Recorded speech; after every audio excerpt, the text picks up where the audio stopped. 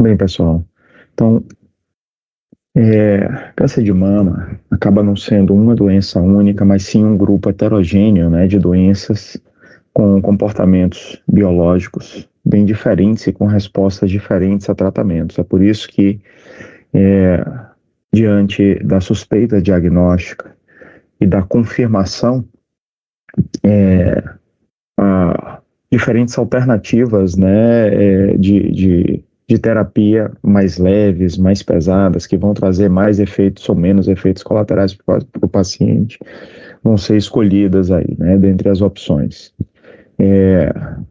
Relembrando aqui a anatomia de forma bem básica da mama, a mama ela é basicamente dividida entre tecido funcional, né, e tecido adiposo, além de ligamentos de sustentação. O câncer de mama, ele vai surgir no tecido funcional da mama, que a gente pode dividir entre lóbulos e ductos, né?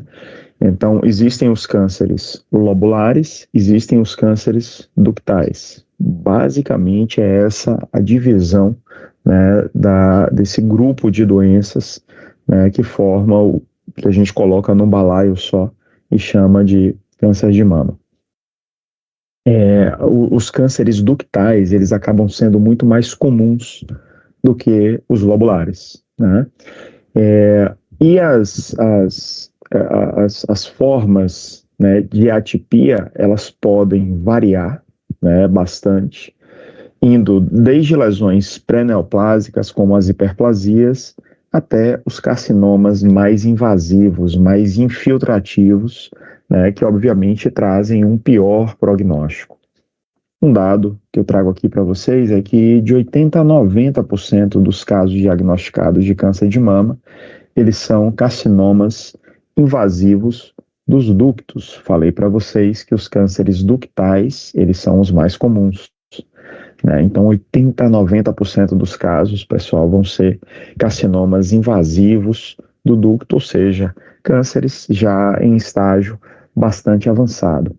É claro que o carcinoma in situ, ele acaba tendo um prognóstico muito melhor, né, e tratamentos muito mais conservadores do que os cânceres invasivos. Não são todos os cânceres invasivos que vão exigir, né, tratamentos muito mutiladores, mas quando a gente está diante de um caso de câncer in situ, usualmente a gente tem como resultado, né, a escolha de um tratamento muito mais conservador. E é uma pena, né, porque os casos in situ nos trabalhos, eles representam apenas 10 a 30%, né, dos diagnósticos dados. O câncer de mama, ele acaba sendo a causa mais comum de morte por câncer em mulheres, né, tirando ele, além de ser o mais comum em mulheres, tirando os cânceres de pele não melanoma, né, se a gente exclui, porque esses acabam sendo realmente os mais comuns, as neoplasias mais comuns no mundo, né, ele acaba sendo também, né, a principal causa de morte por câncer em mulheres, segundo dados aí do INCA.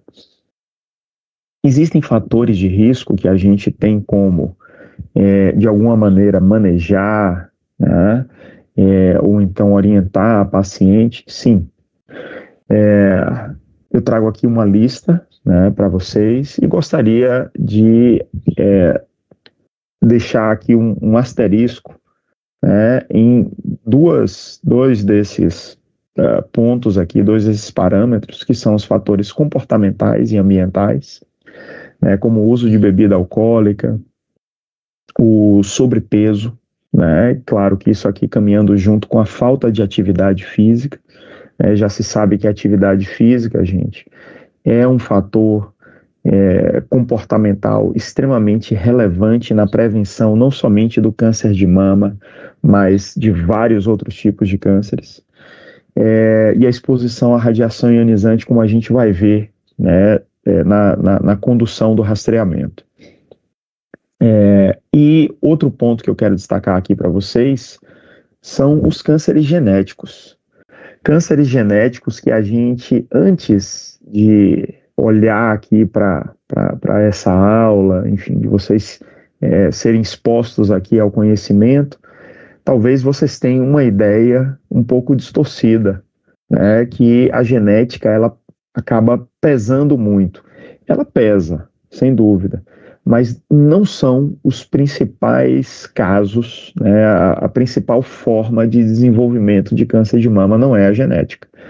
Estima-se que até 10% dos casos eles sejam relacionados a um peso genético na família, né, de história de câncer de mama. Então, existe principalmente uma relação com a consanguinidade, né, e ainda assim não é a maioria dos casos de câncer de mama que vai vir aí com essa pegada, essa origem familiar, tá bom? E aqui eu trago para vocês a diferença de dois termos que podem ser confundidos até então por vocês. O primeiro é o diagnóstico, o segundo é rastreamento. Alguém sabe a diferença entre diagnóstico e rastreamento? Alguém quer? Acho que eu já falei. Eu vou chutar. Chute. Eu acho que o diagnóstico é quando a gente tem uma suspeita, né? E aí eu vou fechar o diagnóstico a partir do exame de imagem. Perfeito. O rastreamento é como, por exemplo, minha mãe mesmo e minha avó, elas fazem exame de mamografia todo ano para rastrear, né? Então, para prevenir o surgimento dessa doença e, se surgir, tratar previamente, né? Eu acho. Perfeito. Eu vou apenas ajustar algumas coisas na sua fala. Quem foi que falou? É porque eu estou sem a tela aqui. Mariana. Ótimo, obrigado, Mariana. Eu vou apenas ajustar algumas coisas na sua fala, mas a ideia central é essa aí mesmo. O diagnóstico, como você bem falou, ele vem diante da suspeita. E para se ter uma suspeita de alguma coisa, eu tenho que ter o quê? Sinal ou sintoma. Então, quais são os sinais e sintomas que devem levar a uma pesquisa diagnóstica, que devem levar a um exame de imagem para se diagnosticar o que está acontecendo e se afastar ou confirmar um câncer de mama. Qualquer nódulo mamário em mulheres com mais de 50 anos, nódulos mamários em mulheres com mais de 30 anos que persistem por mais de um ciclo menstrual, ou seja, a diferença aqui está exatamente na presença do ciclo menstrual. Nódulos mamários de consistência endurecida ou fixo. Isso aqui, gente, vai para várias situações, inclusive para linfonodos. Linfonodo endurecido e fixo, e principalmente indolor, ele deve gerar algum tipo de preocupação para a gente. Eu não estou falando só de linfonodo axilar no câncer de mama, não. Também, mas linfonodos em geral. Que vem aumentando em tamanho em mulheres adultas de qualquer idade, isso deve gerar uma pesquisa diagnóstica. Descarga papilar, sanguinolenta, unha lateral, principalmente, isso deve gerar uma suspeita diagnóstica. Lesão eczematose na pele que não responde a tratamentos tópicos, lesões persistentes devem gerar essa suspeita. Homens com mais de 50 anos com tumoração palpável unilateral, câncer de mama, ele também acontece em homem, a gente não deve esquecer disso. Homem não está num grupo de alto risco, nem de risco moderado, mas existe risco, basta estar vivo para se ter risco de ter o câncer de mama. A linfadenopatia axilar, ou seja, a presença de linfonodos, principalmente alterados, com aquelas características que eu falei para vocês, linfonodos que tenham sejam mais endurecidos, fixos e que aumentem de tamanho repentinamente, aumento progressivo do tamanho da mama com a presença de sinais de edema, com aspecto de casca de laranja, tem um termo em francês que se usa muito pelo pessoal da mama, que é o peau d'orange, a pele de laranja, tem a pele com um aspecto bem grosseiro mesmo, retração da pele da mama e mudança de formato do mamilo. Isso tudo deve gerar uma pesquisa diagnóstica, ok? A partir do momento que a gente pede um exame para esse paciente, a gente tem que ter a consciência que a gente não está fazendo o rastreamento, a gente está fazendo o diagnóstico, ok? Já o rastreamento, como Mariana também falou, é algo que vai acontecer de maneira frequente durante a vida da pessoa. Isso pode acontecer numa determinada faixa etária, que é o que acontece no câncer de mama, já que tem mulheres, já que tem determinadas faixas etárias, né, que são mais propensas as mulheres desenvolverem aí a doença. E esse rastreamento, o mais importante é que ele não serve, Mariana, para prevenir, ele serve para diagnosticar precocemente, né? Ele serve, como o nome já diz, para rastrear um momento que seja muito mais tratável, muito mais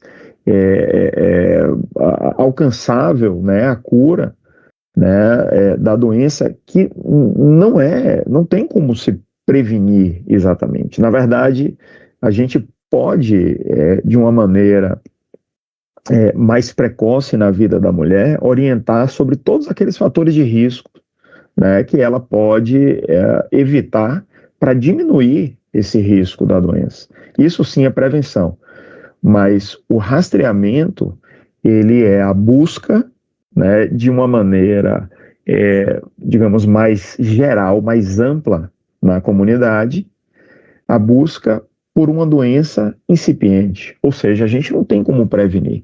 A gente pode diminuir o risco de morte, mas a gente não tem como prevenir porque a doença, no rastreamento, muitas vezes já está instalada, ok? Então a gente tem que modificar essa forma de pensar e até de mostrar para as pacientes. O fato de você fazer uma mamografia anual não quer dizer que você não vai ter câncer. Quer dizer que a gente está procurando uma doença que é silenciosa, né, e que pode estar no estágio muito inicial a ponto de o tratamento ser muito bem sucedido, né? Então, isso é que é o rastreamento. Então, quais são os objetivos de um rastreamento? Aqui eu já coloco o que eu neguei, né? Eu teria que ter mudado esse slide, de prevenir ou retardar o surgimento de uma doença, né? A prevenção, ela poderia vir diante de um diagnóstico de uma pré-malignidade, ok? Ou retardar ou eliminar as consequências dessa doença. Então, onde é que o rastreamento, ele... Diga. Você pode repetir em relação à prevenção que você falou agora, por favor? A prevenção, se Aí você falou prevenir, você falou nesse instante que prevenir não era a palavra certa. Não mas... E para o câncer de mama acaba não sendo mesmo, né? A prevenção seria se a gente pudesse achar somente doenças pré-malignas, ok? A gente pode achar doenças pré-malignas na mamografia ou no ultrassom? Pode. Pela imagem a gente pode achar. Mas isso é sucesso garantido? De jeito nenhum. Várias formas de cânceres, eles acabam passando despercebidos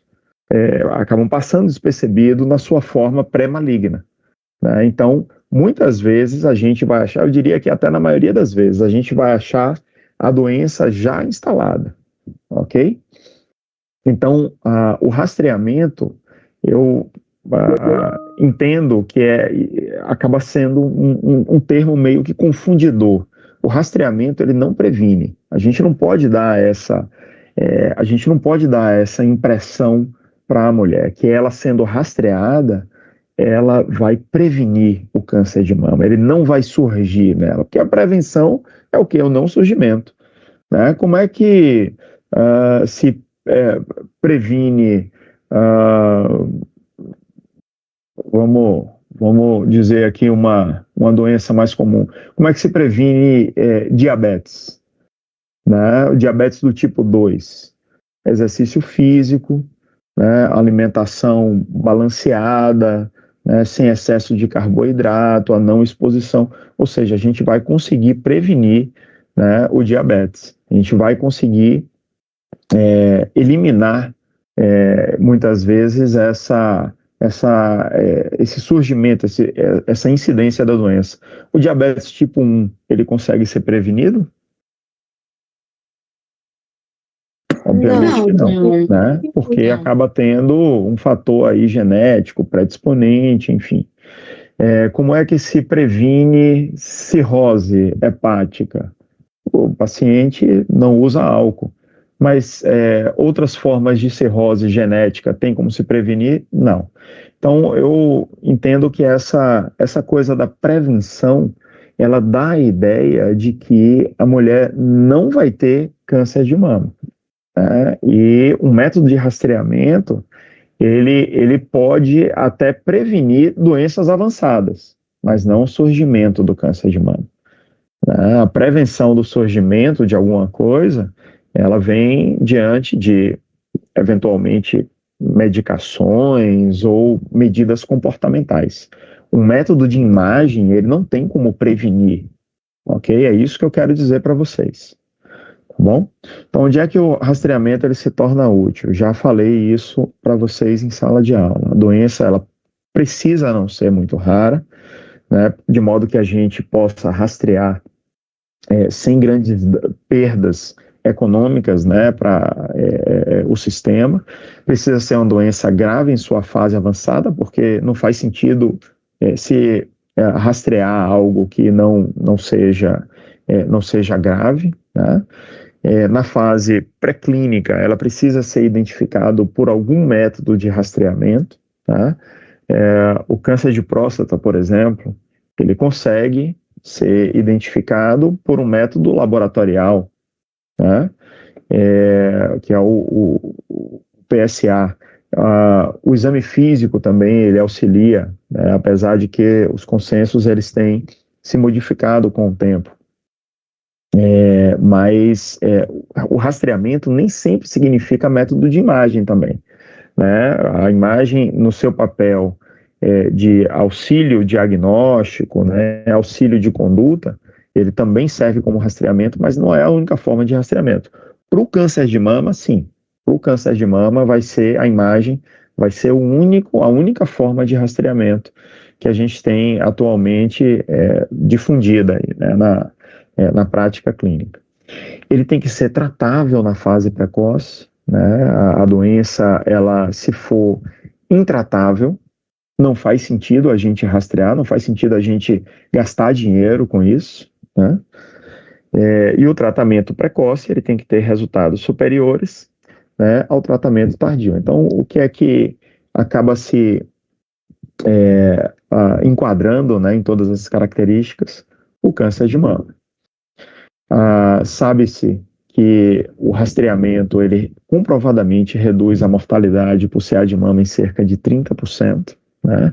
E não somente mais mulheres têm sobrevivido, como também elas têm tido resultados estéticos melhores diante do tratamento, né? E a sobrevida, ela também tem aumentado por conta do tratamento precoce. E aí vem um dilema que vai ser colocado sempre, isso sempre vai ser revisitado, mas por enquanto ainda é uma decisão que pende mais para a decisão do rastreamento. Então, rastrear ou não rastrear, né? Eis a questão. Qual que seriam os malefícios do rastreamento, né, para se pensar em rastrear ou não? Falso positivo, ou seja, você gerar uma preocupação desnecessária, com investigações desnecessárias, com procedimentos desnecessários e por aí vai. O falso negativo, que é a falsa tranquilidade, eu acho que esse é o pior dos cenários. É a doença estar lá, de repente ser detectada, mas não ser chamada a atenção, né? Esse aí é o pior dos cenários, para todos envolvidos no rastreamento. O overdiagnosis ou overtreatment, né, que são consequências, né, de técnicas cada vez mais poderosas e que alcançam mais precocemente as doenças, ou seja, será que todo câncer ele precisaria de fato ser tratado da maneira que vinha sendo tratado? Hoje se sabe que não, né? Muito já se fez por carcinoma in situ, né, antigamente, né, com medidas muito mais, digamos, amplas, né, e muito mais cruentas, né, que traziam muito mais sequelas para as mulheres. E hoje já se sabe que não existe tanta necessidade, né, de se tratar a doença dessa maneira, porque isso não vai mudar, né, a sobrevida da paciente, né? Então, se consegue uma cura mesmo, né, com medidas muito menos invasivas do que se existia antes, ok? Então, esses seriam os pontos, né, de malefícios aí do screening, né? E qual que seria o benefício? Melhor prognóstico da doença, o tratamento ele seria mais eficaz e isso traria menor morbidade, já que a gente estaria descobrindo de uma maneira mais precoce. Então, existem basicamente, gente, 2 recomendações de vigência aqui no nosso país, né, de como a gente deve conduzir o rastreamento de mulheres, né, para câncer de mama. Um deles é endossado pelo Ministério da Saúde, né, foi criado pelo INCA, recentemente ele foi revisto, em 2025, e ele diz que todas as mulheres de 40 a 74 anos devem realizar mamografia de 2 em 2 anos. Né? O Ministério da Saúde ele entende que esse seria um intervalo suficiente, né, para que o câncer de mama ele pudesse ser rastreado, diagnosticado e que não trouxesse prejuízo, né, tanto para o sistema, do ponto de vista econômico, quanto para as mulheres, do ponto de vista de sobrevida, ok? E as recomendações acabam por aqui, gente. Essas acabam sendo recomendações muito simples. Antigamente, antes de 2025, essa janela era um pouco mais estreita, né? Ela ia dos 50 até os 60 e poucos anos, né? Não era tão amplo, né, o pool de mulheres que eles recomendavam o rastreamento. Mas aí, pesquisas mais recentes mostraram que ampliar mais, né, essa faixa etária poderia trazer muitos benefícios. Já as recomendações do que eu chamo de trissociedade, isso aí é um nome que eu dou mesmo, não existe nada disso assim na literatura, então vocês podem buscar de repente pelas recomendações do CBR, que é o Colégio Brasileiro de Radiologia, da SBM, que é a Sociedade Brasileira de Mastologia, e da FEBRASGO, né, que é a Federação Brasileira de Ginecologia e Obstetrícia. Essas 3 entidades, elas se unem e lançam um documento que não foi feito apenas em 2023. 2023 ele sofreu uma alteração, uma revisão, né, mas é um documento que já está rolando lá desde 2016, 2017, e que eles trazem as recomendações, e essas sim são recomendações mais completas, ok? Primeiro, ele já vai dividir e já vai mostrar para a gente, né, que existem mulheres com características diferentes. Aquelas com o risco populacional usual, né, também chamado de risco moderado, né, porque basta ser mulher, já existe um risco moderado de câncer de mama, e as mulheres com risco aumentado, com alto risco de desenvolver o câncer de mama. Então, existem protocolos diferentes para esses diferentes grupos, ok? Então, o que é que eu gostaria, de tudo que eu vou falar a partir de agora, o que é que eu gostaria que vocês entendessem e trouxessem na memória, né? As recomendações para mulheres de risco populacional usual, que é a maioria das mulheres, obviamente, e é as que mais vão, de repente, ser encaminhadas por vocês para qualquer tipo de rastreamento, ok? Então, as mulheres entre 40 e 74 anos, elas devem ter rastreamento anual, né, por mamografia. Eu divido aqui, ó, entre mamografia, ultrassom e ressonância magnética, ok? Então, a mamografia, ela vai ser anual para as mulheres de 40 a 74 anos. Nas de 75 anos ou mais, o rastreamento ele vai ser anual se a expectativa de vida for maior do que 7 anos. Você não vai tirar de casa uma mulher de 80 anos em fase terminal de uma doença neurodegenerativa para fazer rastreamento, ok? Porque é muito mais provável que ela morra de qualquer outra coisa que não seja, dentro dos próximos anos, que não seja de câncer de mama, né? Isso vai causar um impacto muito grande na vida, né, das pessoas que estão em volta dela e não vai trazer benefício nenhum. E aqui ele fala que, quando disponível, utilizar a tomossíntese. Ele não traz como obrigação. O que é a tomossíntese, gente? Hoje em dia, os aparelhos digitais de mamografia, né, existem aparelhos analógicos e aparelhos digitais. Os digitais, verdadeiramente, eles trazem nos seus componentes, no seu software, a capacidade de fazer uma tomografia mamária. E essa tomografia mamária, que em conceito se assemelha muito à tomografia, mas em imagem não é tanto assim, ela é muito mais parecida com a mamografia. Essa tomografia mamária, ela pode trazer benefícios para o rastreamento. Então, a recomendação até agora, né, dessa Trissociedade seria de que, quando disponível, a gente oferecesse a tomossíntese para a paciente, ok? Isso aumentaria os benefícios do rastreamento. Ultrassom não vai ser recomendado como rastreamento, gente, por incrível que pareça. Aí vocês dizem assim, mas quem deu o exemplo aí da mãe, da avó, a minha mãe e a minha avó, elas fazem ultrassom. Bem, elas fazem ultrassom muitas vezes por uma questão cultural. Não se recomenda para a maioria das mulheres.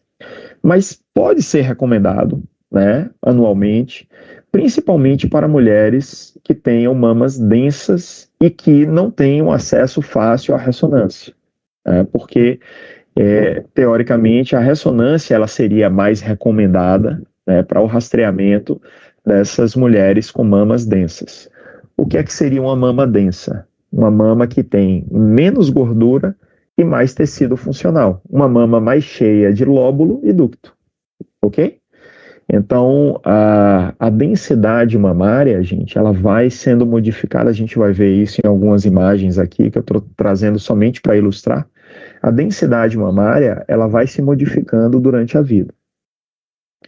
A mulher, ela, na sua juventude, ela tem mamas mais densas, ela tem componentes funcionais, né, mais predominantes, e com o tempo essa mama vai sendo substituída por gordura, sofre lipossubstituição. Em mamas mais densas, a ultrassom e a ressonância magnética da mama, elas acabam sendo superiores à mamografia na procura de nódulos, por exemplo. Tá?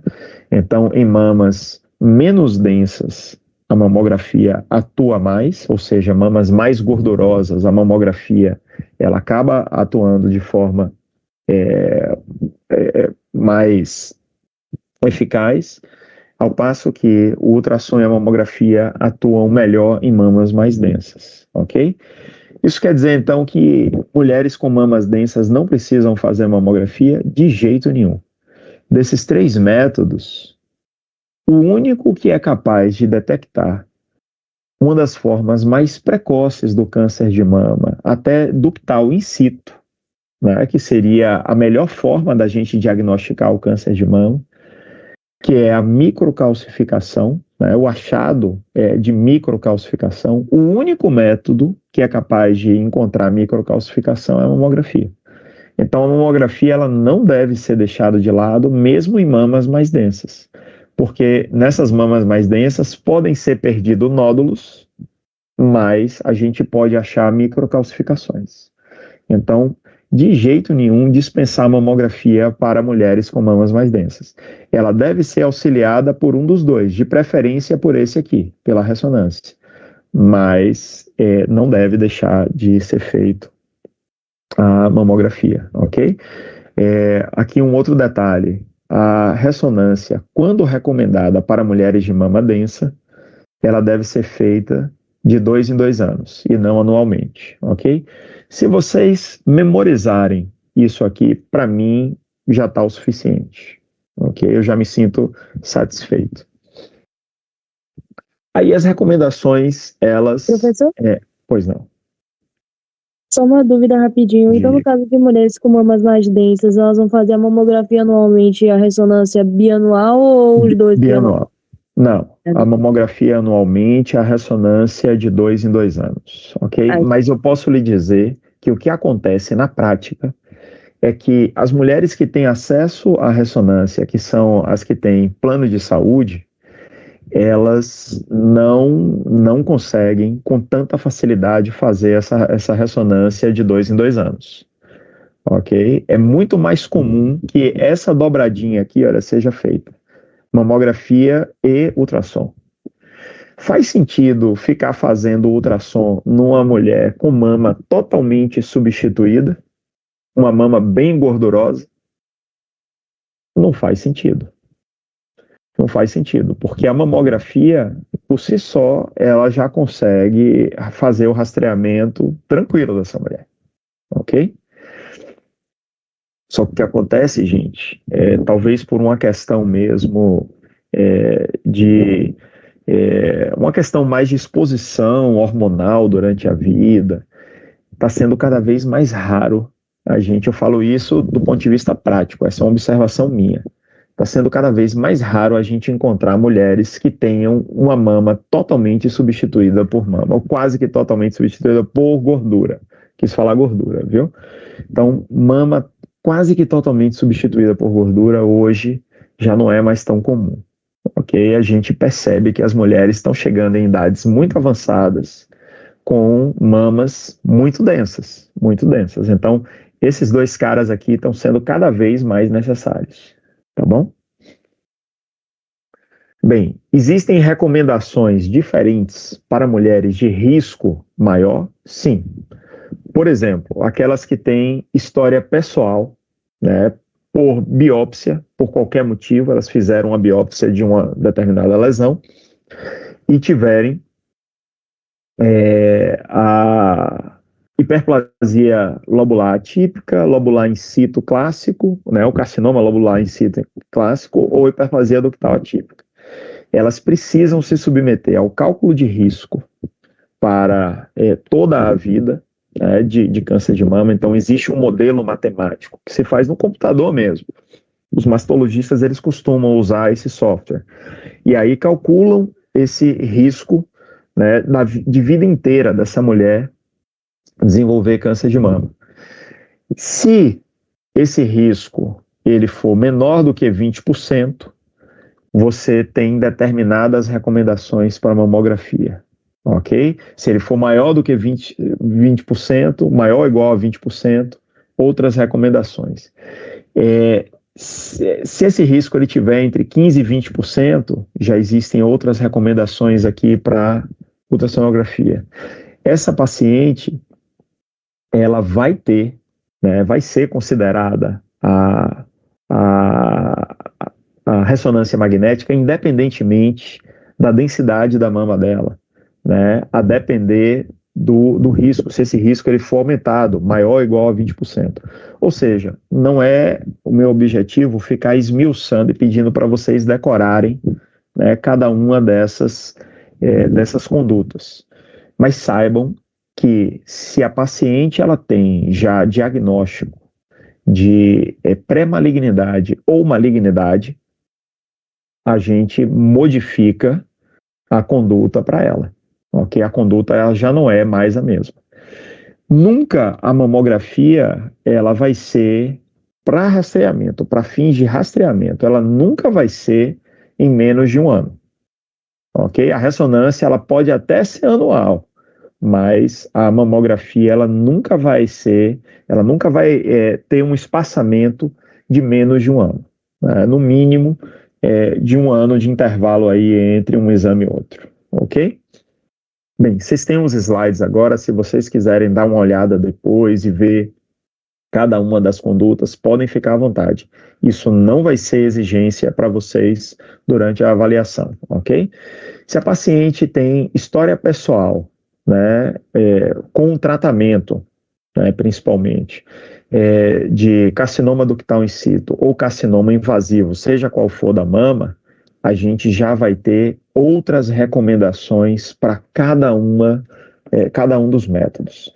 Lembrando que a ressonância, gente, ela nesse caso acaba não sendo mais coadjuvante, ela acaba sendo obrigatória, segundo o documento, ok? Então, não vai ser mais uma possibilidade, não. A ressonância, ela está recomendada aqui nesse caso, para mulheres que já têm o diagnóstico pregresso com tratamento, o rastreamento a partir do momento em que elas fazem o tratamento, ele já é um rastreamento que envolve ressonância, tá bom? Então, mais uma vez, vou passar, não vou precisar que vocês fiquem decorando isso aqui. Somente as mulheres que têm lesões pré-malignas ou malignas diagnosticadas anteriormente são mulheres de alto risco? Não. Existem aquelas mulheres que, por algum motivo, o risco por modelo matemático foi calculado e deu mais do que 20% ao longo da vida. Existem mulheres que são portadoras, né, de alterações genéticas que vão aumentar o risco de câncer de mama. E isso aqui não se traduz somente pelo histórico familiar, viu? O histórico familiar é calculado aqui, gente. O histórico familiar, ele entra nesse cálculo aqui, de risco de vida inteira. Essas aqui são mulheres que já são conhecidamente portadoras, né, de doenças genéticas que aumentam apenas o risco para desenvolvimento não somente do câncer de mama, mas de outros cânceres, ok? E existem mulheres que foram submetidas à radioterapia no tórax antes dos 30 anos de idade. Essas mulheres também têm aumento de risco. Pois bem, para cada uma delas, por exemplo, para que sofreu radioterapia, vai existir uma recomendação para mamografia, para ultrassonografia e para ressonância magnética. E isso pode ser até em idades mais precoces do que os 40 anos que a gente vem trazendo para vocês. 40 anos como idade base aí para início do rastreamento de câncer de mama. É meu objetivo que vocês saibam um por um? Não, vocês podem dar uma olhada depois por curiosidade, mas saibam que existe um protocolo específico para esse tipo de mulher. A mulher que tem alto risco porque sofreu radioterapia, ou sofreu tratamento com radioterapia torácica, né? Se a mulher ela tem aumento de risco, né, calculado por modelo matemático, esse aqui é o caso famosíssimo da Angelina Jolie, né? Para ela, a Angelina Jolie, eu acho que essa história já é bem conhecida por todos, ela fez uma mastectomia profilática, né?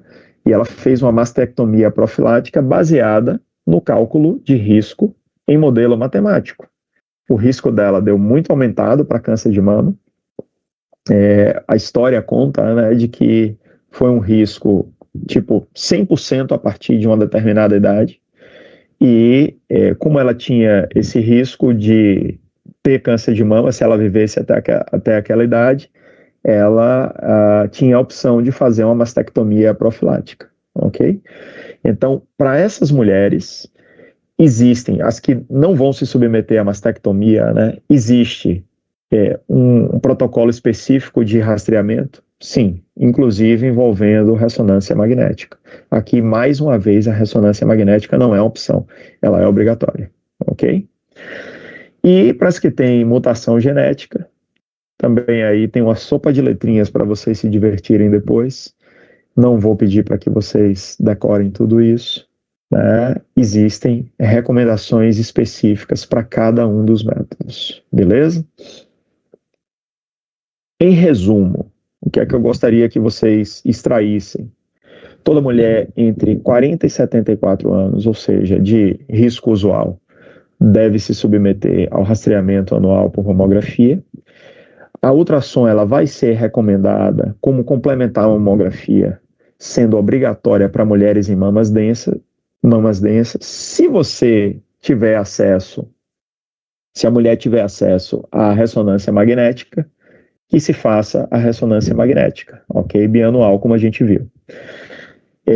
Mulheres de alto risco, elas devem se submeter ao rastreamento por mamografia somente a partir dos 30 anos de idade e por ressonância somente a partir dos 25 anos de idade. Isso eu trazia nos slides anteriores. Isso para mostrar a vocês, gente, que existe uma idade piso também, mesmo que o risco seja alto, ok? Então, o piso para mamografia é de 30 anos, o piso para ressonância 25. Ou seja, antes disso, vocês não precisam se preocupar, né, em encaminhar a paciente para qualquer método de rastreamento. Mulheres portadoras de mutações genéticas devem se submeter, inclusive, à ressonância anual, né? E a ultrassom ele pode substituir a ressonância magnética, né, no rastreamento de mulheres em alto risco, se houver algum impedimento de realizar esse exame aí de resto, tá bom? Bem, Professor, dito isso, diga. essa questão das mulheres portadoras de mutações, tipo, ela fez outro exame anteriormente em relação a... Qual tipo de exame, na verdade, essa pergunta? Que ela faria para saber se ela é portadora ou não? Bem, as portadoras de mutação genética, elas obviamente vão passar por um estudo de painel genético, né?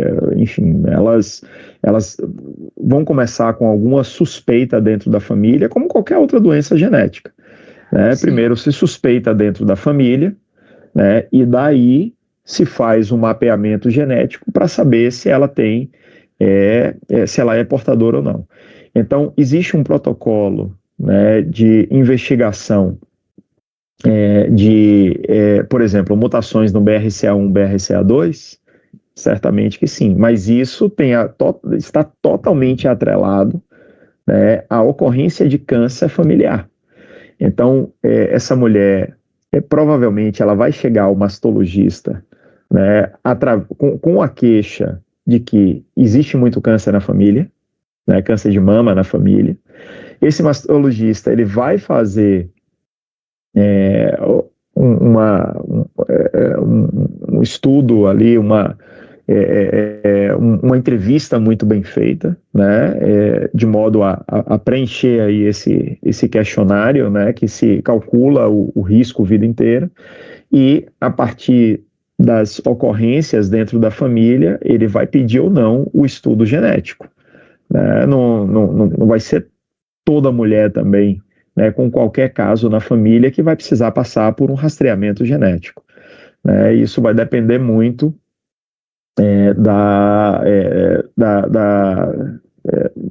dos protocolos utilizados aí pelo pessoal da mastologia, que eu confesso a vocês que eu não vou ter de cor. Eu acho que isso é muito mais uma questão específica dentro da mastologia, né, do que para trazer aqui para uma aula generalista aqui de bioimagem. Mas, sim, é o mastologista que vai decidir, né, sobre essa pesquisa e isso vai ser baseado no histórico da mulher, tá bom? No histórico familiar da mulher. Não sei se eu respondi a sua pergunta. Sim, professor. Beleza. Bem, está mais do que claro que o método de rastreamento a ser escolhido, né, vai ser mamografia. Mamografia, ele é o único método que, para a população em geral, é tido como método de rastreamento. Os outros dois, eles ficam como métodos coadjuvantes, a depender das características da mama, né, como a gente já viu. Por que a mamografia acaba sendo o método de escolha? ele pode identificar o câncer quando ainda é pequeno bastante para ser identificado pela avaliação clínica, ou seja, pela palpação. É o único método por imagem cuja aplicação em programas de rastreamento ele apresenta eficácia comprovada, né, com diminuição real da mortalidade por câncer de mama, e os benefícios eles acabam superando os riscos.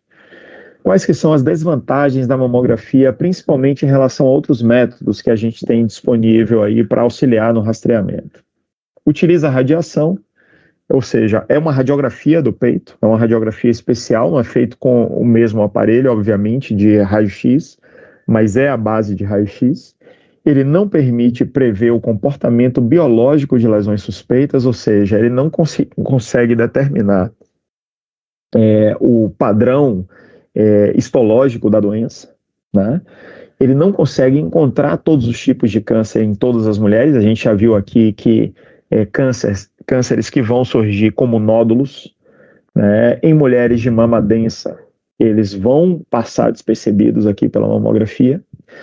E, obviamente, ela traz limitação aí em mamas densas. Então, tá aqui a nossa primeira mamografia da aula. Isso aqui é uma incidência no crânio caudal, vou explicar a vocês o que é isso.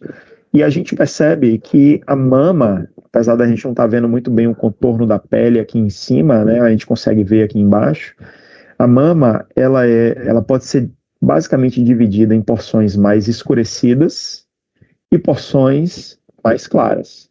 As porções mais escurecidas, menos densas, obviamente isso aqui se trata de gordura, enquanto que as porções mais claras é o que de fato é o parênquima funcional. Aí eu pergunto a vocês, um nódulo mamário, ele vai ser mais claro ou mais escuro? O que é que vocês acham? Eu acho mais claro, porque vai calcificar. Então, nem sempre o nódulo vai se calcificar. O nódulo ele pode ser de partes moles. E as partes moles, elas aparecem como numa radiografia? Não esqueça que você está diante de uma radiografia da mama. Ela vai aparecer mais clara ou mais escura? Como é? Mais escura. As partes moles, elas são menos densas. Menos densas do que o quê? Do que as calcificações, na verdade? Isso. Mais densa do que a gordura? Sim. Se eu estou chamando aqui a gordura de escuro e o tecido mamário de claro, as partes moles, um nódulo de partes moles, ele vai se assemelhar muito mais ao quê? Ao tecido, gente. É por isso que um nódulo em meio a um tecido mamário, uma mama muito densa, ou seja, cheia de tecido funcional, ele pode passar despercebido. Um nódulo ele vai ser muito claro, assim como o tecido mamário, ok? E nem sempre ele vai ter calcificação. Se ele tiver calcificação, ótimo, a gente pode direcionar a nossa investigação para a calcificação e de repente descobrir o nódulo lá. Mas se for apenas nódulo, apenas tecido de partes moles, né, na composição do nódulo, isso facilmente vai se confundir com esse tecido. Não se esqueça que o método mamográfico, por ser radiográfico, ele aqui também tem o quê? Superposição de tecidos.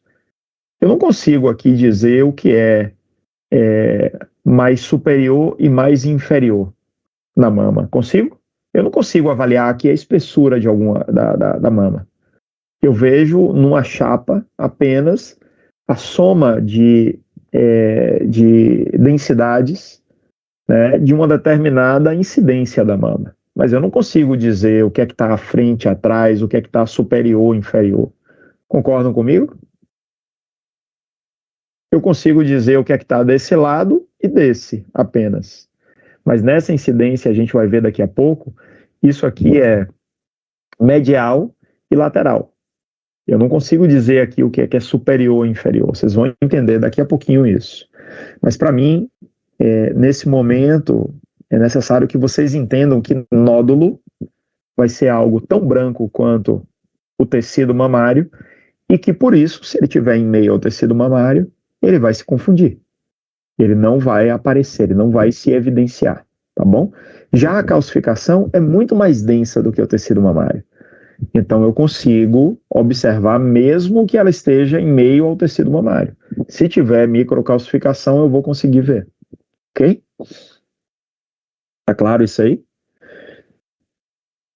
Resumindo, numa mamografia, eu estou sempre procurando o quê? Coisas mais brancas ou coisas mais pretas, mais escuras?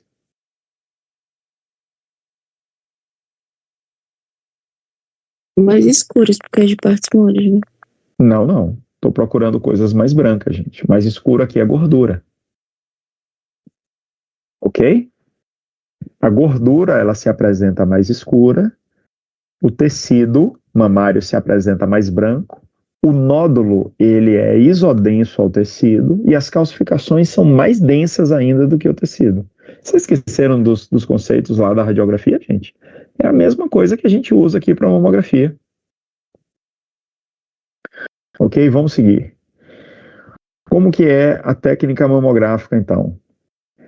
O aparelho, ele fixa a mama da paciente, né, de modo a tanto diminuir a espessura a ser avaliada, né, a espessura a transmissão desse raio-x, né, de propagação desse raio-x pelo tecido, ela vai ser diminuída, e também de modo a fixar essa mama. Aqui a gente não pode ter, lembre-se que a mama, por estar na caixa torácica, a paciente vai estar respirando, né? A mama ela pode sofrer algum tipo de movimentação durante o exame. E eu não quero que essa movimentação aconteça, porque eu estou procurando nesse exame, gente, calcificações muito pequenininhas, muito fininhas. E qualquer movimentação que aconteça, pode ser que essas calcificações fiquem tremidas. Então elas passem despercebidas ou então eu não consigo caracterizar elas muito bem. Então eu quero que essa mama fique muito bem fixa ao aparelho, ok? Então para isso o aparelho ele aperta a mama. E aí tem a fonte de raio-x, que nesse caso aqui nessa incidência está vindo de cima para baixo, ok? E aqui do outro lado a gente tem a placa receptora ou o filme. Vai depender de que tipo de aparelho a gente está usando. Né, se é um digital ou se é um analógico. Então, uma vez jogado esse raio-x aqui na direção da mama, como é que eu vou chamar essa incidência? Eu chamo isso aqui de AP?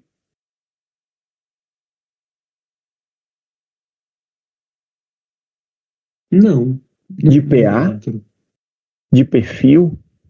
Como é o nome dessa incidência? O que é que vocês acham?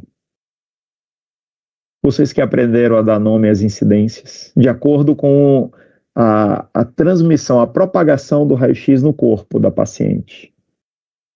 Essa incidência, gente, a gente vai chamar ela de crânio caudal. Ou seja, vai da região cranial da paciente para a região caudal, de cima para baixo. Concordam? Então, essa incidência a gente chama de crânio caudal. A gente só tem a incidência crânio caudal na mama? Não. A gente tem outra incidência que é praticamente ortogonal a essa, que é a chamada de médio lateral. Por que médio lateral? A fonte está aqui, ó, está desse lado aqui. O filme está aqui atrás. A placa receptora está aqui atrás.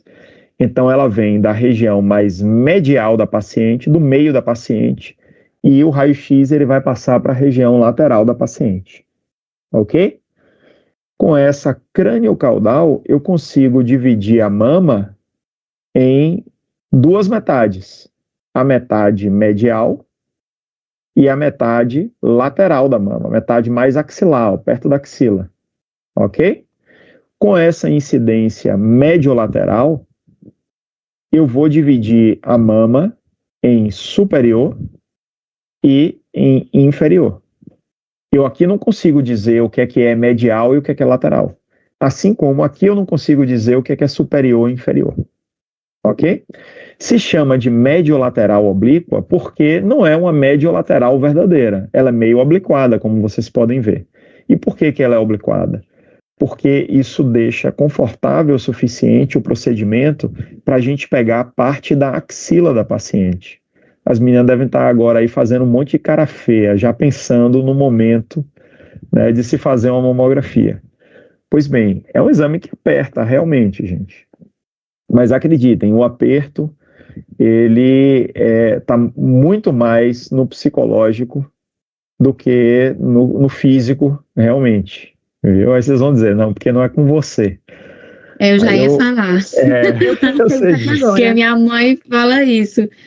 Pois é. Minha mãe diz, o médico falou, não dói não dói nele que não tem. Você sabe que uma vez fizeram um trabalho dando autonomia. Esse botão aqui, ó, gente, é um botão mecânico do aparelho.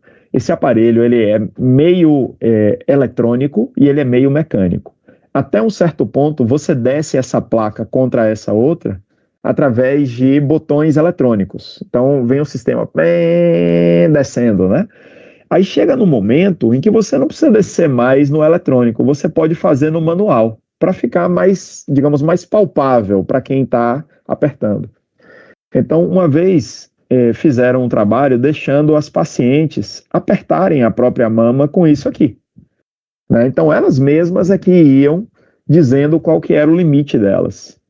Pois acredite, se chegou à conclusão de que as pacientes apertavam muito mais, porque existe aqui tipo um barômetro que mede a pressão. Então, essas pacientes, elas começaram a apertar a mama muito além do que era necessário para uma boa qualidade do exame. Ou seja, o limiar de dor de uma paciente, ele pode estar muito mais associado ao momento do exame e à falta de autonomia dela, né, do que a dor realmente. Então, é só uma curiosidade para vocês. Agora, claro, é um exame que, muito mais pela expectativa, vai incomodar muito, né? Aliás, é um dia de muita expectativa para pacientes. Aqui a gente tem que ter um respeito muito grande por essas pessoas que estão sendo submetidas, porque a expectativa não é só pelo procedimento, mas pelo resultado também. Né? Então, é um dia de muita atenção, né, para quem faz o exame. Prof, para quem tem uma mama muito pequena, como que acontece? É mais difícil de fazer o exame? Esse talvez seja um pouco mais doloroso. O que a gente percebe é que quem tem a mama mais densa e menor, menos volumosa, o exame acaba sendo um pouco mais desconfortável. É o que é a queixa que a gente costuma ouvir, tá? Mas se faz, não tem problema nenhum. Se faz também para quem tem implante mamário, viu? A gente vai ver que tem uma técnica que meio que afasta o implante, né, e diminui as subtrações que o implante poderia trazer, né, para a aplicação da técnica. Bem, a gente vai ter então essas duas incidências aí, da mama direita, a direita sempre está desse lado, né, de quem está avaliando, e da mama esquerda. Aqui a mesma coisa, olha, mama direita e mama esquerda. Aqui, nesse aspecto de imagem mais triangular, né, mais piramidal, a gente tem a incidência mediolateral oblíqua. A mediolateral oblíqua, está aqui o mamilo da paciente, ela vai dividir a mama em quadrantes superiores e quadrantes inferiores. Quadrantes superiores, quadrantes inferiores. Percebam que eu tenho também uma área muito densa aqui, olha. Diferente da gordura que predomina nessa mama, eu tenho parênquima mamário, algum parênquima mamário, conseguem ver? Branquinho aqui. E tem essa área densa e triangular aqui, olha. O que é essa área densa, gente? Vocês fazem ideia? Seria um nódulo? Não. Essa área aqui, ó, triangular. Isso aqui, gente, isso aqui é a região do músculo. É um ligamento? Não, isso é o músculo peitoral da paciente que saiu na imagem. Perceba como aqui em cima, olha, eu meio que pego o músculo peitoral dela. Ok? Vocês lembram da inserção do músculo peitoral? Ele vem se inserir no úmero aqui, ó. Ok? nessa parte proximal do úmero. Ele sai do peito e vem se inserir no úmero. Vocês estão me vendo aí agora? Então, essa região Sim. aqui, olha, é músculo peitoral. Isso aqui sai na imagem. E é exatamente isso aqui, olha. Então, o que é que está aqui na frente do músculo peitoral, dessa parte mais, digamos, mais superior do músculo peitoral? A região axilar. Isso aqui tudo, ó, gente, a região axilar. A gente com muita frequência vê linfonodos aqui nessa região, e é normal você ter linfonodos, tá bom? Linfonodo axilar, principalmente em vocês mulheres, é muito comum, ok? Nem todos são patológicos. Existem formatações de imagem de linfonodos patológicos, mas na maioria das vezes a gente vai enxergar linfonodo normal aqui. Nessa mulher aqui eu não estou vendo nenhum linfonodo, ok? E essa estrutura esbranquiçada aqui é o músculo peitoral. Então, vendo o músculo peitoral, eu sei que isso aqui foi uma incidência médio-lateral oblíqua. Já a outra incidência, a crânio-caudal, ela vai dividir a mama em uma metade lateral e uma metade medial. Aí você pergunta, tá, primo, mas como é que você sabe que é lateral e medial e não aqui é lateral? Porque tá igual, de um lado e do outro. Concordo. Convencionou-se colocar as informações de nome da paciente sempre para cima, né, seja na tela ou na película, e sempre perto da região lateral da mama. Aí aqui tem algumas outras informações, mas não tem a identificação da paciente. A identificação está aqui, ok? Então, eu sei que pela identificação que isso aqui é a região lateral da mama. Então, nessa incidência crânio-caudal, mais uma vez pela foto, eu vou dividir o que é lateral na paciente do que é medial. E o lateral, eu sempre vou colocar ele para cima, para visualizar a imagem. Aqui também, ó, lateral para cima. Então, essa é a mama direita, essa é a região lateral da mama direita, essa é a região medial da mama direita. O externo da paciente está por aqui, ó. Eu não consigo ver, porque não irradiou o osso, né? Mas o externo da paciente está por aqui. Essa é a região medial da mama esquerda, essa é a região lateral da mama esquerda. Aí eu pergunto a vocês, olha, se existisse um achado nesse local aqui, olha, que eu estou apontando, não tem, tá? Mas se existisse uma bolota aqui, um nódulo, nesse local aqui que eu estou apontando, ele estaria em que mama? Digam aí. Do lado esquerdo. Do lado esquerdo, beleza. Superior, beleza. Mas dá para saber se é o superior medial ou lateral? Essa incidência aí não.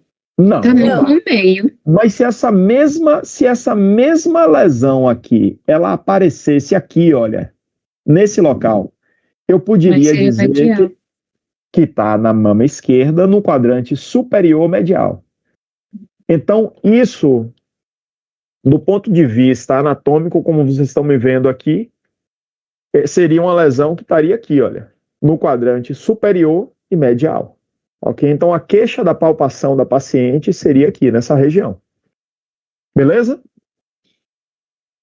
É assim que a gente faz, mamografia, é assim que a gente topografa as lesões na mamografia. Mais uma vez, gente, essa não é uma aula prática para vocês aprenderem a ver mamografia. Eu estou aqui mostrando para vocês uma noção, né, de como é que a gente avalia a mamografia. Não vai ser objetivo vocês identificarem nódulos na prova de jeito nenhum. Esquecem isso, porque isso é uma curva de aprendizado muito extensa, assim, muito lenta. Existem outros... Diga. Na imagem anterior, você falou que a identificação fica do lado lateral da mama. Sim, sempre. Mas nas imagens eu tô vendo identificação dos dois lados. Ah, aqui assim, é porque eu falei que o nome da paciente, ele tá aqui em cima. Geralmente, sim, o nome da paciente, ele sai aqui em cima, ok? Isso, numa imagem, no filme, a gente vai perceber o nome da paciente sempre na lateral, né? Sempre apontado para a entendi. lateral. Numa imagem digital, ela já vai aparecer pronta para a gente. Já vai aparecer com a lateral para cima. Na tela do computador, o computador já está configurado para mostrar a parte lateral para cima. O que importa é que a visualização tem que sempre ser feita com a lateral para cima, entendeu? Para não gerar confusão. Esse é o padrão de visualização da imagem. Entendi, professor. Obrigado. Beleza. Diogo, né? Eu já consigo reconhecer a voz de vocês. Sim. De alguns, muitos. Beleza. Gente, tem incidências adicionais que ajudam a gente a desvendar eventuais superposição de imagem. Às vezes a mulher tem tanto parênquima que às vezes confunde as coisas. A gente acha que é nódulo e não é. Então, para isso, existem incidências adicionais. E essas incidências adicionais, elas geram muita expectativa.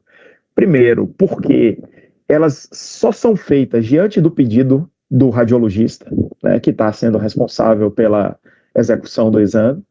Ou seja, elas são feitas a posteriori, são feitas num segundo momento. Então, isso gera uma expectativa muito grande, isso gera um pensamento de que alguma coisa está dando errado, né, que parece que achou alguma coisa. Então, a primeira coisa que passa pela cabeça da paciente é que está tendo um câncer de mama para ela, está sendo achado, né? Mas isso não é verdade. As incidências adicionais, elas trazem um certo dinamismo para um exame que é estático, né? Eu não consigo fazer muita coisa por um raio-x de tórax. Eu posso apenas melhorar o posicionamento do paciente para tornar aquele raio-x de melhor qualidade.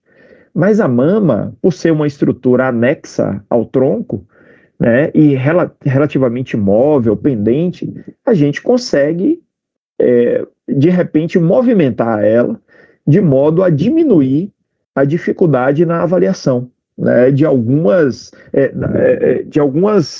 achados nessas incidências básicas.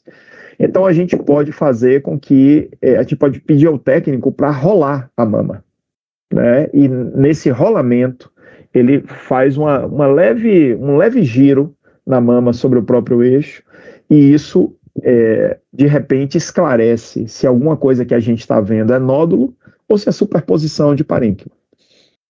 Uma outra coisa que a gente pode fazer é o seguinte: a gente pode pedir a ele para instalar no aparelho uma colher que comprime de forma focal uma determinada região. Por exemplo, aqui eu estou vendo uma mama com gordura, tá vendo? Isso aqui tudo acinzentada a gordura. Ela tem parênquima mamário também, tá bom? E parece que tem uma lesão arredondada aqui, vocês não concordam? Sim, parece que tem uma lesão branca arredondada aqui, olha. Aí o que é que o técnico fez? Ele pegou essa região aqui e apertou essa região com essa colher, tá bom? E aqui, ó, saiu a colher até no exame, tá vendo? E aí, essa região arredondada aqui, o que é que aconteceu? Vocês estão conseguindo ver uma coisa aqui, tipo arredondada? Vocês estão conseguindo ver o limite de uma estrutura esférica aqui, nessa imagem? Não, professor. Não consegue. Por quê? Porque o que parecia ser arredondado aqui era uma superposição de parênquima. Quando eu fiz uma compressão focal, ele se espalhou. Então, o que me gerava dificuldade e dúvida aqui, com a compressão localizada, esclareceu que só se trata de parênquima, que não tem nódulo nessa região. Ok? Então, é uma das maneiras da gente diminuir a dificuldade técnica na mamografia, é fazer uma compressão localizada. Uma outra coisa que eu posso fazer é afastar a mama do filme e aproximar ela do feixe de raio-x. Afastar a mama do filme e aproximar ela do feixe de raio-x. Com isso, eu ganho o quê? Uma magnificação. A gente viu isso em sala de aula. Quando eu aproximo a minha mão da fonte e afasto ela da parede, a sombra da minha mão vai ficar maior e mais distorcida, é bem verdade. Eu não posso afastar muito. Então, existe aqui uma altura ideal para se fazer essa magnificação. Para que eu quero magnificar a mama? Quando eu estou estudando microcalcificações para entender qual que é o contorno dessa microcalcificação, qual que é o aspecto, e caracterizar essa microcalcificação em uma microcalcificação benigna ou possivelmente maligna, eu preciso magnificar ela. Então, eu também uso uma magnificação.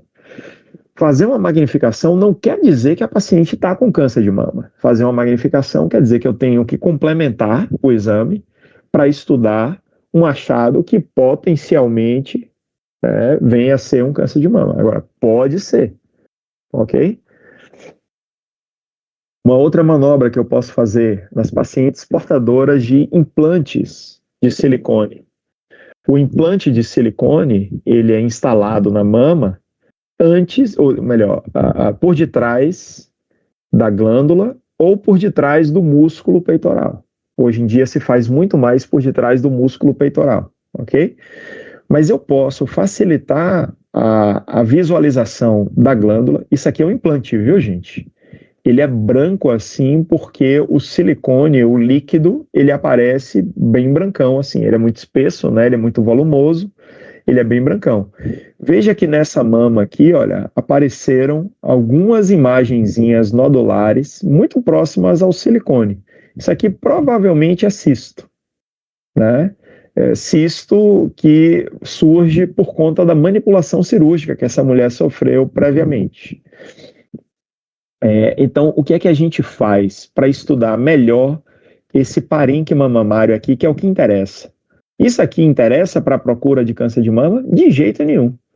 Aqui, essa área é uma área totalmente invisível de câncer de mama. E outra coisa, aqui a gente não vai ter parênquima mamário. O câncer de mama ele não vai surgir aqui.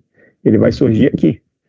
Então, a gente empurra esse silicone para trás e pega na mamografia somente a pontinha da mama, né?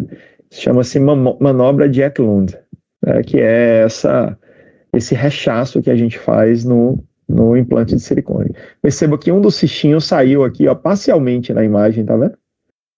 Então, ela é ideal? Ela vai mostrar tudo? Não, mas é o que a gente tem para fazer, né? Enquanto a paciente ela optou por colocar um implante de silicone, ela vai ter, né, algum prejuízo, né, na execução de uma mamografia na sua melhor forma de técnica.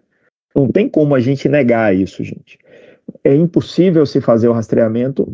Não, mas vai existir algum prejuízo, né? Isso tem que estar muito claro para a paciente. Vai existir algum prejuízo. Bem, encontrada a lesão, né, diante do rastreamento, quais são os métodos que a gente tem para avaliação? Já vimos aqui mamografia, ultrassonografia, ressonância, a elastografia por ultrassonografia. O que é a elastografia? Um exame que avalia a resistência tecidual.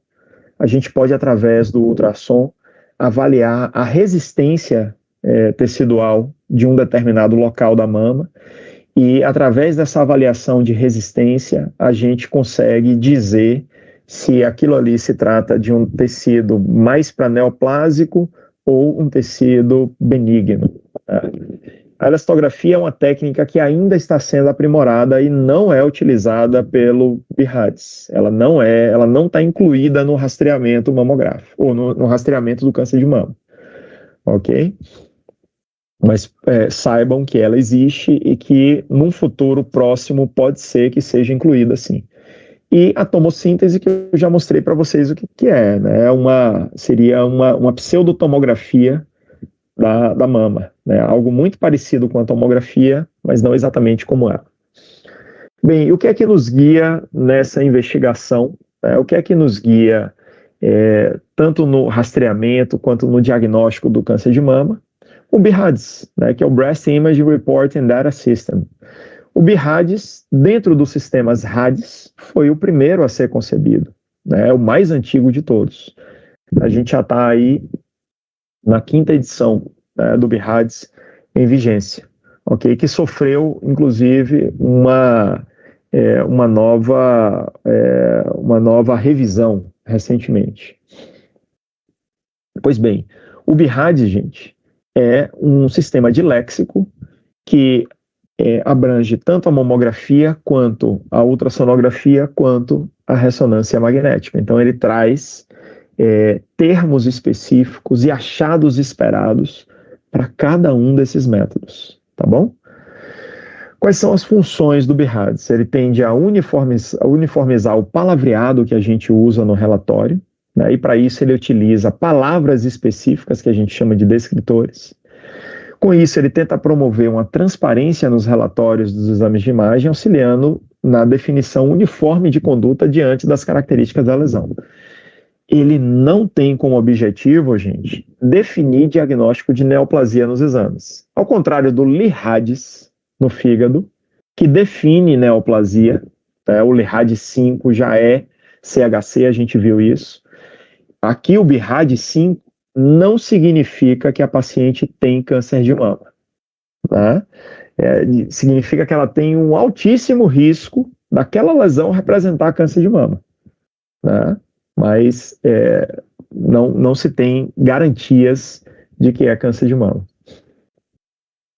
Pois bem, o BIRADS, ele vai de 0, no caso, a 6, sendo que o 6 é comprovadamente maligno. Aí você diz, poxa, Plínio, mas você falou que o BIRADS não dá diagnóstico de câncer de mama. E ele não dá mesmo. O BIRADS 6 a gente só vai utilizar em pacientes que já fizeram diagnóstico, já passaram por um BIRADS 4, 5, por exemplo, já fizeram um diagnóstico patológico, já tem esse diagnóstico e estão fazendo, por exemplo, um tratamento neoadjuvante. Elas estão dando uma secada no câncer com quimioterapia para depois ir para a cirurgia.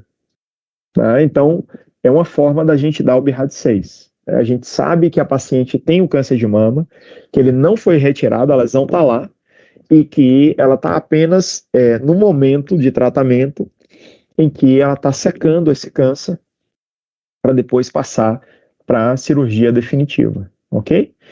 Então, o que é que seria o BIRADS 0? BIRADS 0 seria a avaliação incompleta através daquele método diagnóstico.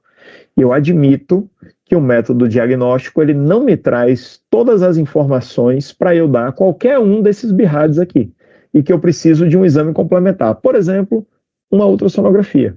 Na maioria das vezes, o BIRADS 0 ele é dado na mamografia e a gente pede para prosseguir ou com outra incidência ou com a ultrassonografia como método coadjuvante. Ok? E aí vai do BIRADS 1 ao BIRADS 5. BIRADS 1 é mama sem achado algum, BIRADS 5 seriam lesões provavelmente malignas, com mais de 95% de chance de ser, ok? Alguém abriu o microfone e ia perguntar alguma coisa? Alguém quer perguntar alguma coisa? Beleza, vou seguir. Não, prof. BIRADS 2 é uma mama com achado, mas o achado ele é certamente benigno. Olha que curioso, gente, mais uma vez a gente não dá diagnóstico de malignidade, mas a gente consegue, através do método diagnóstico, ter a certeza de que é benigno, através de características dessa imagem, ok? Para o BIRADS 1 e 2 não existe nenhuma conduta a ser tomada, ok? O que é que seria uma lesão BIRADS 2? Um cisto mamário. O cisto mamário ele pode ser BIRADS 2. Alguém abriu o microfone? Fui eu. Diga. Quais são as características de um nódulo benigno, por exemplo? Vou mostrar a vocês nos slides que seguem. Vou mostrar a vocês. Mas vamos lá. Eu posso dizer que contornos regulares torna um nódulo muito provavelmente benigno. Tá bom? O BIRADS 3, né, seriam lesões provavelmente benignas, sendo que aceita-se diagnóstico de malignidade dentro dessa classificação? Sim. Cerca de menos de 2% das lesões, elas serão malignas, mesmo tendo o BIRADS 3 no laudo, ok? E é por isso que, diante de determinados achados que configurem uma lesão BIRADS 3, a gente vai pedir para essa paciente ser reavaliada durante 2 anos. Alguns trabalhos trazem até 3 anos de avaliação, sendo que a primeira reavaliação vai ser com 6 meses, depois daquele exame que está dando o diagnóstico da lesão BIRADS 3, né? E depois 1 ano, 2 anos e pode até chegar a 3 anos. A partir do momento em que existe estabilidade dessa lesão BIRADS 3, daquele jeitinho que a gente encontrou ela permaneceu, se nesse período aqui de avaliação de sentinela, ela manteve a estabilidade dela, então a gente transforma ela numa lesão BIRADS 2. A gente diz categoricamente que ela se trata de uma lesão certamente benigna. Por quê? Porque eu acompanhei ela. Plínio, mas não precisou puncionar para dizer que é benigno? Não, não precisou. Basta você seguir o protocolo e transformar ela no BIRADS 2, sem problema nenhum. Já, pessoal, os BIRADS 4 e 5 são lesões, são determinados achados que, em conjunto, né, vão gerar uma suspeita maior para a malignidade. E essa suspeita, ela pode ir de 2% até passar 95%. Ou seja, determinadas características que ultrapassem os 2% de malignidade já é considerado uma lesão suspeita suficiente para justificar um estudo anatomopatológico ou citopatológico, tá bom? Citopatológico seria fazer a punção aspirativa e tirar um pouco de líquido com um pouquinho de célula dentro desse líquido. E o estudo anatomopatológico é tirar um pedaço, é a biópsia propriamente dita, né? Então existe uma diferença entre punção aspirativa e uma biópsia. A punção aspirativa é feita por agulha fina e a gente no máximo vai tirar um pouco de líquido dessa lesão. E a biópsia, né, a anatomopatologia, vai tirar um pedaço da lesão e esse pedaço vai ser analisado pela anatomia patológica, ok? Então, BIRADS 4 e 5, gente, demandam complementação com estudos patológicos. BIRADS 1 é uma mama totalmente sem achados, BIRADS 2 e 3 são achados que não vão demandar investigação com estudo, mas o BIRADS 3 vai demandar um segmento, ok? E o BIRADS 6 e 0 eu já tinha explicado para vocês. Essa tabelinha eu peço que vocês entendam ela, que vocês compreendam, que vocês memorizem, tá bom? Isso aqui é algo importante, beleza? Tá claro isso, né, gente? Bem, o que é que são os descritores, então? Os descritores são os termos utilizados para caracterizar os achados por imagem. Então, cada método de imagem, a mamografia, o ultrassom, a ressonância, tem seus próprios descritores. Alguns deles são comuns a todos os métodos. Por exemplo, o nódulo. Eu posso ter um nódulo na mamografia, eu posso ter nódulo na ultrassom e eu posso ter nódulo na ressonância magnética. Mas microcalcificação, ela só vai ser avaliada pela mamografia. A ultrassom não vê calcificação, não, Plínio? Vê calcificação, mas não é um método para procurar calcificação. Já a ressonância é um método que não vê calcificação de jeito nenhum. Microcalcificação na ressonância é algo que vocês não vão ler no laudo, ok? Beleza, alguns descritores utilizados então, né, eles estabelecem um plano de fundo quanto à substituição gordurosa, se é uma mama muito gordurosa, se é uma mama pouco gordurosa, se tem mais parênquima, se tem mais gordura e por aí vai. Então, Diga. Então eu não vejo microcalcificação só na ressonância? Na ressonância você não vai conseguir ver microcalcificação. Na ultrassom você vai ver microcalcificação, mas para isso alguma outra coisa vai ter que lhe chamar a atenção. E você não vai classificar a microcalcificação pela ultrassom. A gente não vai dar diagnóstico de maior risco de malignidade por conta do formato da microcalcificação ou da distribuição ou do número de pontos cálcicos, né, pelo ultrassom. A gente não vai fazer isso pelo ultrassom, gente. Vai fazer isso pela mamografia. tá bom? Você ia perguntando outra coisa. Eu tinha perguntado se na mamografia a gente consegue ver as microcalcificações, mas consegue sim, né? Porque elas são Sim, mais... perfeito. Perfeito. As microcalcificações, elas são achados para a mamografia. Para ver microcalcificação, o método é mamografia. Não é à toa que mamografia é o método de escolha para se encontrar, para se fazer o rastreamento de câncer incipiente. Não é à toa. Bem, então, descritores, eu entendo que vocês já entenderam aí o conceito, para vocês decorarem isso, gente, para vocês entenderem somente. Aqui eu trago alguns exemplos na mamografia de microcalcificações. Todas essas aí são microcalcificações benignas. Calcificações vasculares, calcificações em anelares, né, que só margeiam uma determinada lesão. Isso aqui provavelmente é um cisto oleoso, né, gerado aí por uma manipulação cirúrgica prévia, e aí só faz a calcificação na margem desse cisto. A calcificação ela pode ser tipo pipoca, né, no fibroadenoma, que é muito parecida com essa distrófica. Aí vocês ficam pensando, poxa, Plínio, mas essa microcalcificação tá tão feia. Isso aqui não é câncer, não? Não, isso aqui não é câncer, gente. Isso aqui é calcificação por conta de cirurgia. A cicatrização de um procedimento cirúrgico gerou esse padrão de calcificação, que a gente chama de calcificação distrófica, e isso é totalmente benigno. Então, assim, gente, a mamografia não é para qualquer um. Mamografia exige, né, dedicação, tempo, exige experiência, não é com 1, 2, 3, 10 aulas que vocês vão aprender a ler uma mamografia com competência. Então, eu nem me arrisco, já que a gente só tem essa, né? Essas todas aqui que eu estou mostrando para vocês são classificações benignas.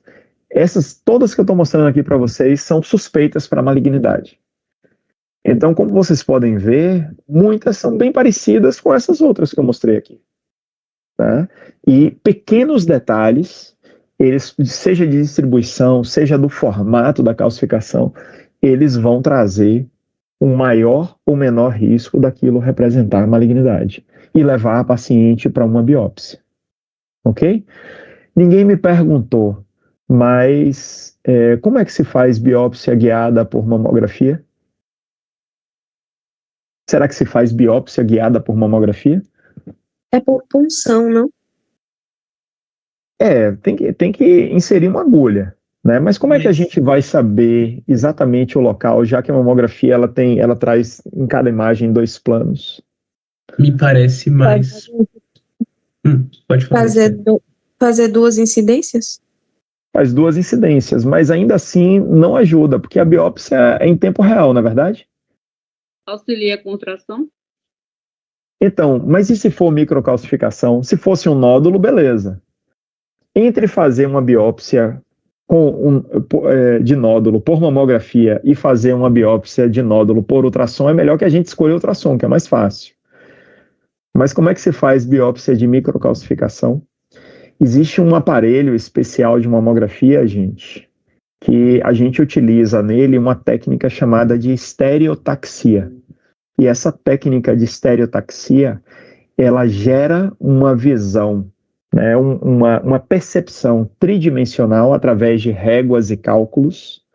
Ela gera uma percepção tridimensional de imagens bidimensionais. Então, se consegue chegar ao lugar exato de microcalcificações. Eu tô mostrando a microcalcificação assim na tela, mas às vezes a dimensão daqui para cá é de 0,5 centímetro. Ok? Então, isso aqui de microcalcificação é um negócio que, numa régua, se vocês forem ver, se tiverem uma régua aí perto, 0,5 centímetro é um nada. Então, para se alcançar exatamente esse lugar aí, tem que se ter muita precisão, não pode ser às cegas. Né? A gente não pode ir na tentativa e erro que não vai acertar nunca. Então, a estereotaxia é uma técnica que faz com que a biópsia ela seja possível na mamografia, que é um exame de 2 planos, tá bom? Vocês só precisam saber disso, saber que existe a possibilidade, tá bom? Eu com isso eu já estou bem satisfeito. Pois bem, aqui a gente tem o descritor nódulo e aqui a gente tem imagens mamográficas sendo superpostas aí, né, por gráficos desenhados. Isso aqui tudo é desenhado, viu, gente? Nada disso aqui é real. Só para mostrar para vocês as diferentes margens do nódulo, que é outro descritor. Então, existe a margem circunscrita, existe a margem obscurecida ou parcialmente obscurecida. Eu consigo delinear bem essa margem aqui, mas não consigo delinear essa outra. Existe a microlobulada, a espiculada, a indistinta, que não se classifica como nenhuma dessas. A gente percebe uma certa irregularidade, mas não consegue estabelecer bem, né, a linearidade dessa margem. Então, essa seria uma margem distinta. É claro que, cada vez que eu vou passando aqui, olha, para a próxima foto, eu estou com um maior risco disso representar câncer. Isso não quer dizer que vai ser BIRADS 2, 3, 4.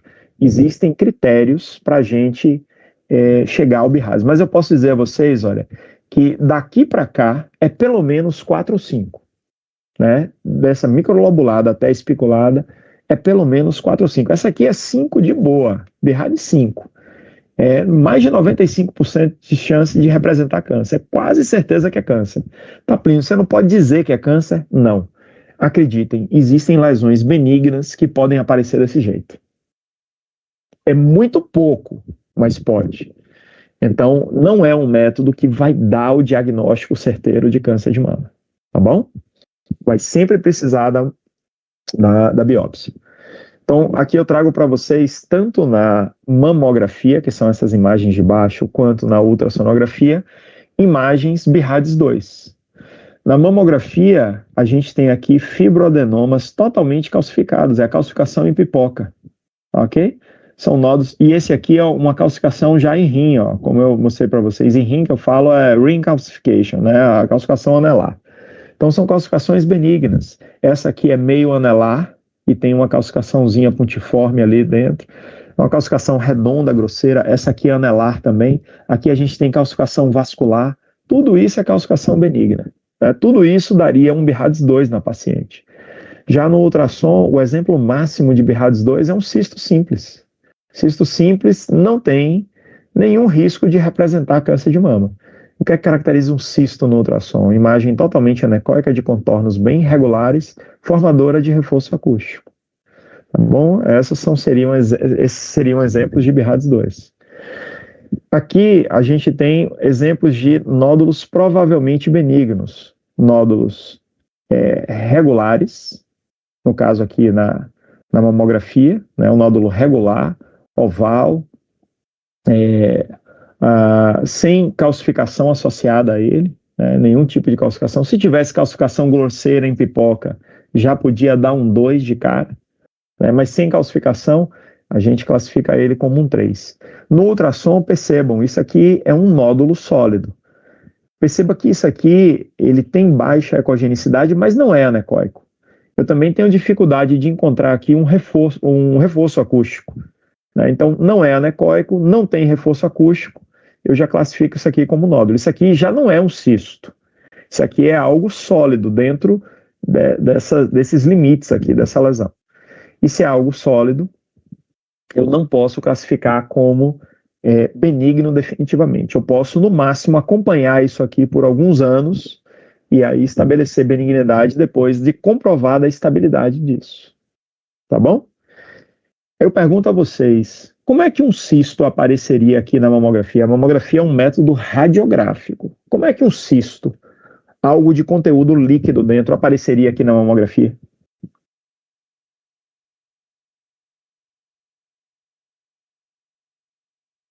Mais escuro? Mais denso? Não.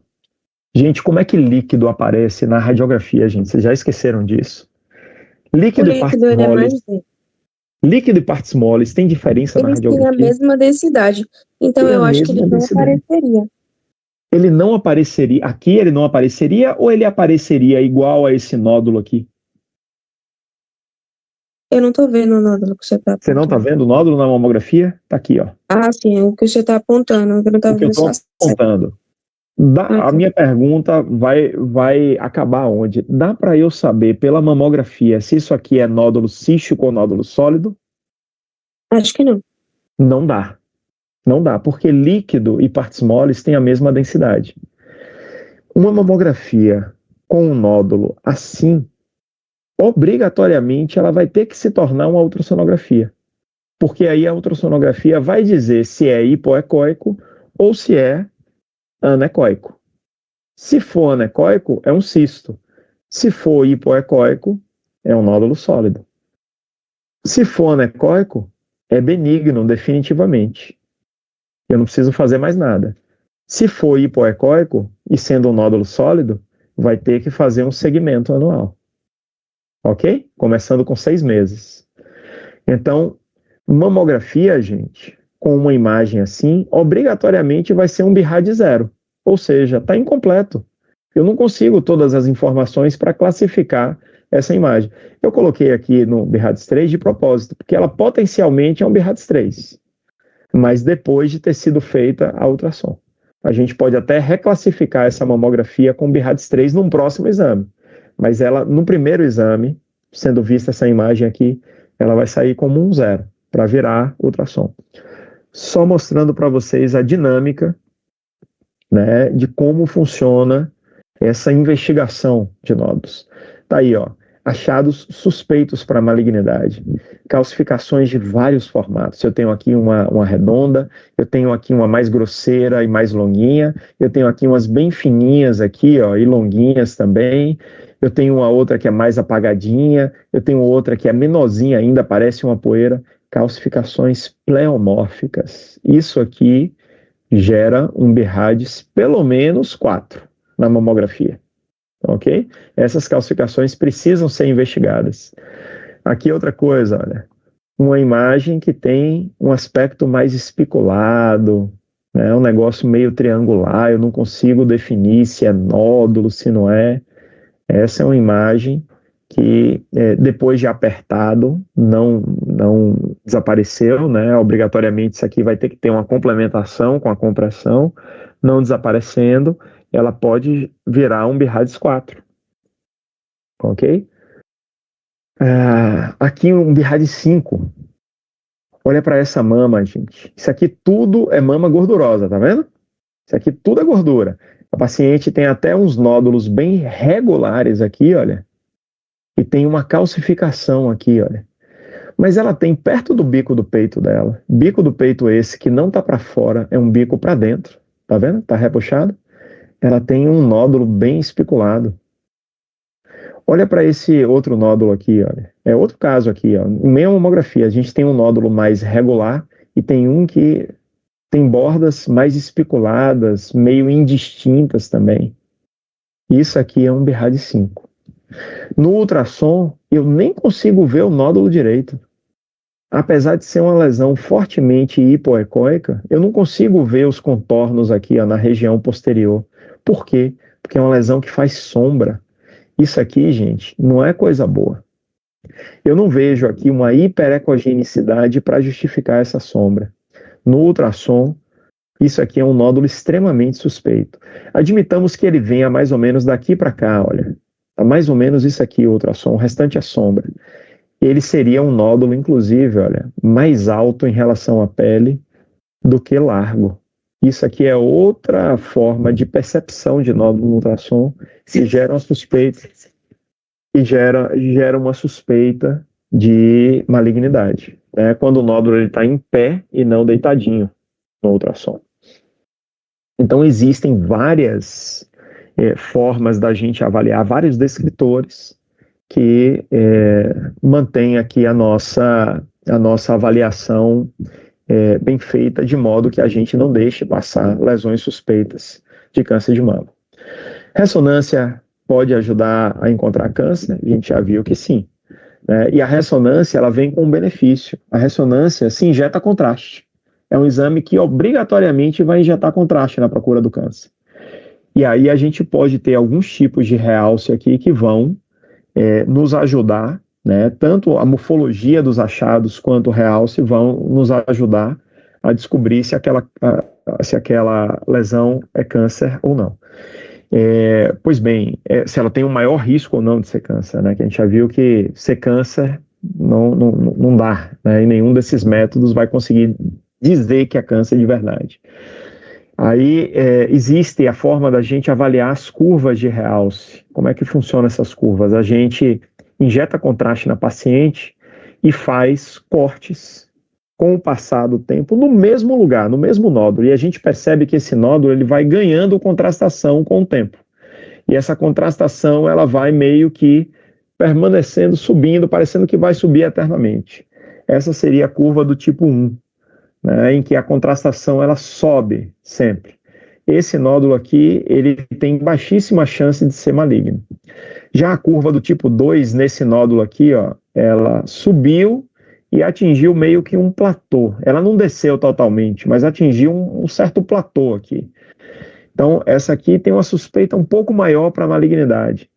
Já essa curva aqui, olha, é a curva da lavagem do nódulo. Gente, vocês lembram da lavagem hepática, né? Do nódulo hepático.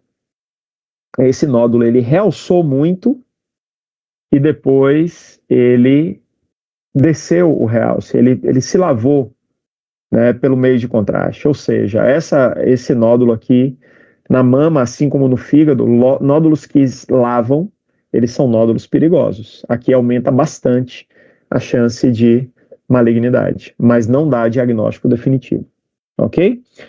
Outra aplicação da ressonância magnética da mama, visualização de implantes mamários. A ruptura de implante mamário, como a gente tem aqui nessa mama, ela pode ser muito bem diagnosticada pela ressonância. Na verdade, é o método padrão ouro para avaliação de implante mamário. Percebam como existe aqui umas imagens lineares em meio a essa cavidade do implante, né? Ou seja, houve uma ruptura desse implante e as paredes do implante se encolheram e ficaram fazendo esse sinal aqui que a gente chama de sinal do linguine. Né? Parece um prato de macarrão quando a gente olha assim numa determinada incidência.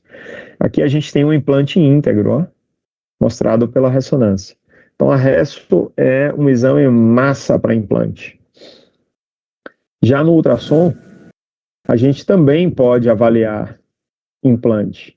Aqui uma paciente nossa que chegou com uma queixa de alteração de consistência na mama direita. Aí na mama esquerda, eu fiz o ultrassom dela e o implante, ele estava ok. Né? O implante mamário, ele é cheio de líquido dentro, portanto, existe uma imagem anecoica, né? Um conteúdo anecoico. Já na mama direita, a gente percebia, olha, uma alteração em meio a esse líquido do implante. Que alteração é essa? É a cápsula do implante, o contorno do implante está todo encolhido aqui. Né? Esse aqui é chamado de sinal do linguine, como eu falei para vocês. Parece um prato de espaguete quando a gente avalia. Isso aqui é uma ruptura intracapsular. Essa paciente, inclusive, tem até um cistinho aqui, ó. Estão vendo? Uma imagem anecoica com um reforço acústico. Olha lá, ó, um cistinho perfeito aí, ó. Beleza? Por causa do cisto, ela ganharia um BIRADS 2. Já por causa do implante, ela já ganharia um BIRADS 2, porque a paciente tem um achado na mama, que é um implante, né? E esse achado, ele é certamente benigno. A gente sabe que o implante é benigno. E aqui o cisto também se configura um achado benigno. Ok? Bem, só pincelando aqui sobre a elastografia e a tomossíntese, né? A elastografia, já falei para vocês, é um método que mede a resistência tecidual. Quanto mais duro esse tecido for, maior o risco de ser câncer de mama. No entanto, não é um método que ainda é preconizado no BIRADS, porque ele não está muito difundido, não são todos os aparelhos que têm elastografia, e ainda está sendo um método meio que estudado. Ainda não se tem muita resposta de trabalho ainda por conta da elastografia, não, gente. Então, a elastografia ainda está meio que engatinhando, ok? Já a tomossíntese, ela vai ser um software disponível aí em todos os aparelhos digitais, né? Basta estar destravado, basta a empresa que tem o aparelho ter comprado o software, né? E ela é meio que uma tomografia da mamografia, como eu já falei. Ela vai fazer vários cortes tomográficos da mama, de modo a gente avaliar melhor a superposição das imagens. Então, diante de um achado como esse aqui, a gente pode fazer cortes sucessivos tomográficos e entender se esse achado de fato se trata de um nódulo ou não, ok? Pessoal, era isso aí que eu tinha para mostrar para vocês de mama. 9h30 da manhã. Acho que meu objetivo